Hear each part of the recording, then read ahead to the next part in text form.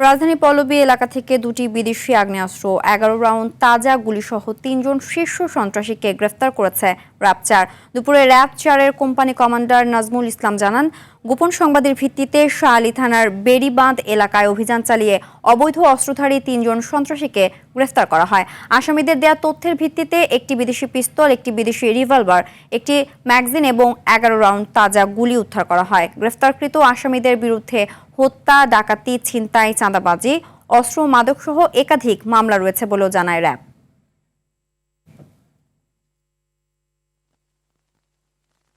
উদ্ধারকৃত অবৈধ অস্ত্র দিয়ে তারা ঢাকা মহানগরীর মিরপুর, পল্লবী, শাহ আলী, রূপনগর সহ আশেপাশের এলাকায় মানুষের ভয়ভীতি প্রদর্শনের মাধ্যমে চাঁদাবাজি সহ নানা ধরনের অপরাধমূলক ও সন্ত্রাসী কার্যক্রম পরিচালনা করে আসছিল।